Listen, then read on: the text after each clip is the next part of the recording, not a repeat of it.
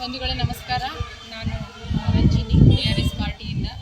ನಾವಿವತ್ತು ಹಾವೇರಿ ಜಿಲ್ಲೆಯ ಸವಣೂರು ತಾಲೂಕಿನಲ್ಲಿದ್ದೀವಿ. ನನ್ನ ಜೊತೆ ಶೇಖಪ್ಪ ಲಮಾಣಿಯವರು ತಾಲೂಕು ಸವಣೂರು ತಾಲೂಕಿನ ಅಧ್ಯಕ್ಷರಿದ್ದಾರೆ.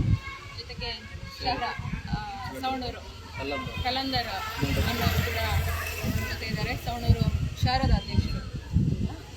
ಜೊತೆಗೆ ನಮ್ಮಲ್ಲಿ ಇಲ್ಲಿ ಕಾರಡಗಿ ಗ್ರಾಮಸ್ಥರು, ಮಹಿಳೆಯರು ಮತ್ತು ತಳ್ಳಿಹಳ್ಳಿಯವರು ಕೆಲವು ಸಮಸ್ಯೆಗಳನ್ನ ಹೇಳ್ಕೊಂಡು ಬಂದಿದ್ದಾರೆ.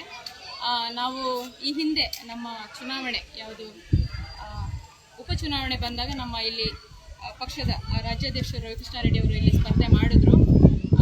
ಆ ಸಂದರ್ಭದಲ್ಲಿ 4-5 ತಿಂಗಳು ಕಂಟಿನ್ಯೂಸ್ ಆಗಿ ನಾವು ಸವಣೂರು ತಾಲೂಕು ಕಚೇರಿಯ ಮುಂದೆ ಪ್ರತಿ ಶುಕ್ರವಾರದಂದು ಲಂಚ ಮುಕ್ತ ಅಭಿಯಾನ ಅಂತ ಮಾಡ್ಕೊಂಡು ಬಂದಿದ್ದೀವಿ. ಮತ್ತು ಎಲೆಕ್ಷನ್ ಆದಮೇಲೆ ಒಂದಷ್ಟು ಸಮಯ ವಿಶ್ರಾಂತಿಗೋಸ್ಕರ ಅಲ್ಲಿ ಅದನ್ನು ಸ್ಟಾಪ್ ಮಾಡಿದ್ವಿ. ಈಗ ಮತ್ತೆ ಅದನ್ನು ಚಾಲು ಮಾಡ್ತಾ ಇದ್ವಿ, ಮುಂದುವರಿಸ್ಕೊಂಡು ನಮ್ಮ ಸವಣೂರು ಘಟಕದವರು ಹೋಗ್ತಾ ಇದ್ದಾರೆ. ಇವತ್ತು ಮತ್ತೆ ಪ್ರಾರಂಭ ಆಗಿದೆ. ಸಾರ್ವಜನಿಕರು ಬಂದು ತಮ್ಮ ಕೆಲಸಗಳು ಏನೇನಿದೆ,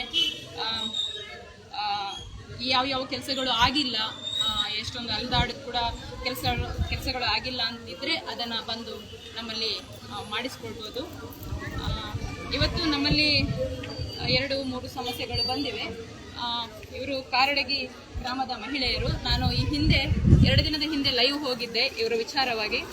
ಅಲ್ಲಿ ಒಂದು 18-20 ಮನೆಗಳಿವೆ, ಕುಟುಂಬಗಳು ಮನೆ ಕಟ್ಕೊಂಡು ಒಂದು 30 ವರ್ಷದಿಂದ ಅಲ್ಲಮ್ಮ 30 ವರ್ಷದಿಂದ ವಾಸ ಮಾಡ್ತಾ ಇದ್ದಾರೆ. ಬಟ್ ಅವ್ರಿಗೆ ಹೋಗೋದಕ್ಕೆ ಯಾವುದೇ ದಾರಿನೇ ಇಲ್ಲ. ಅಲ್ಲಿ ಯಾರೋ ಒಬ್ರು ಒಂದು ಒಳ್ಳೆ ಮನಸ್ಸಿಂದ ಒಂದು 2-3 ಫೀಟ್ ದಾರಿ ಮಾಡಿಕೊಟ್ಟಿದ್ದಾರೆ. 2 ಮನೆಗಳ ಮಧ್ಯೆ ಅದು ಚಿಕ್ಕದೊಂದು ದಾರಿ ಮಾಡಿಕೊಟ್ಟಿದ್ದಾರೆ. ಅದರ ಮುಖಾಂತರ ಹೋಗಿ ಬರೋದು. ಅಲ್ಲಿ 18-20 ಮನೆಗಳಲ್ಲಿ ಯಾರು 2 ವೀಲರ್ ಕೂಡ ಇಟ್ಕೊಂಡಿಲ್ಲ.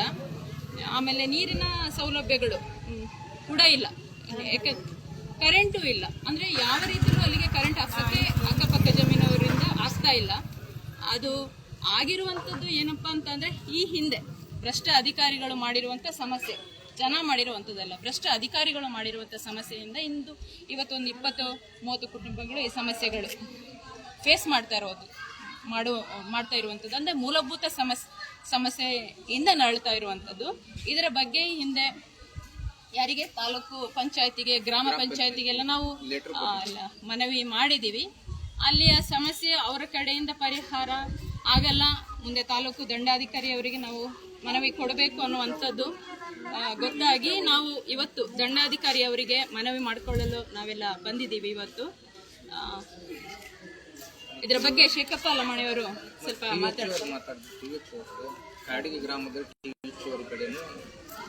ಕಾರಡಗಿ ಗ್ರಾಮದ ಅಲ್ಲಿರುವ ಒಂದು ಸರ್ಕಾರಿ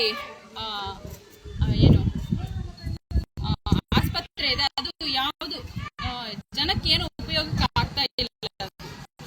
ಅಂದ್ರೆ ಅಲ್ಲಿ ವೈದ್ಯಕೀಯ ಸೌಲಭ್ಯಗಳು ಯಾವುದೂ ಇಲ್ಲ, ನರ್ಸ್ಗಳು ಇಲ್ವೇ ಇಲ್ಲ, ಡಾಕ್ಟರ್ ಒಬ್ರು ಇದ್ದಾರೆ, ಬಂದ್ರು ಇಲ್ಲ ಅಂದ್ರೆ ಇಲ್ಲ ಅಂತ ಯಾರು ಹೇಳ್ತಾ ಇದ್ರು.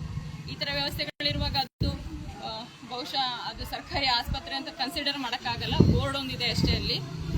ಹಾಗಾಗಿ ಅದರ ಬಗ್ಗೆ ಕೂಡ ಈಗ ಮನವಿ ಮಾಡಬೇಕು. ಅದನ್ನು ಅಲ್ಲಿ ಮಾಡೋದು ತಾಲೂಕು ಅಲ್ಲಿ ಮತ್ತೆ ಲೈವ್ ಹೋಗ್ತೀವಿ ಅಲ್ಲಿ ಮಾಡಿದಾಗ. ಈಗ ಸದ್ಯಕ್ಕೆ ಇಲ್ಲಿನ ಸಮಸ್ಯೆ ಬಗ್ಗೆ ಶೇಖಪ್ಪ ಲಮಾಣಿಯವರು ಮಾತನಾಡ್ತಾರೆ. ಸರಿ, ಈಗ ನಮ್ಮ ಹತ್ರ ತಹಶೀಲ್ದಾರಿಗೆ ಏನು ಅರ್ಜಿ ಕೊಡಬೇಕಾದ್ರೆ ಮನವಿ ಪತ್ರ ಆಲ್ರೆಡಿ ಈಗ ರೆಡಿ ಇದೆ. ನಾವು ಇದನ್ನು ತಗೊಂಡು ತಹಶೀಲ್ದಾರ್ ಅವರಿಗೆ ಮನವರಿಕೆ ಮಾಡಿ ಅದಕ್ಕೆ ಮುಂದಿನ ಸಮಸ್ಯೆ ಏನಾಗುತ್ತೆ, ಈಗಿರುವ ಸಮಸ್ಯೆ ಏನಿದೆ ಅದನ್ನು ಮುಂದಿನ ದಿನಗಳಲ್ಲಿ ಆದಷ್ಟು ಬೇಗನೆ ಪರಿಹಾರ ಮಾಡಿಕೊಳ್ಳೋದಕ್ಕೆ ಅದರ ಬಗ್ಗೆ ಮನವಿ ಮಾಡ್ಕೊಳ್ತೀವಿ. ಆಮೇಲೆ ಇನ್ನೂ ಒಂದು ಸಮಸ್ಯೆ ಇದೆ ಗೋನಾಳ ಗ್ರಾಮದಲ್ಲಿ. ಅಲ್ಲಿ ಒಂದು 200-300 ಮನೆಗಳಿವೆ. ಅಲ್ಲಿ ಕೂಡ ಹಾಗೆ ಅವರ ಜಮೀನುಗಳಿಗೆ ಹೋಗೋದು 300 ಮನೆಗಳಿಗೂ ಕೂಡ ದಾರಿಯ ಸೌಲಭ್ಯ ಇಲ್ಲ. ಅದು ಕೂಡ ಆದಷ್ಟು ಬೇಗ ದಾರಿಯ ವ್ಯವಸ್ಥೆ ಮಾಡಿಕೊಳ್ಳಿ.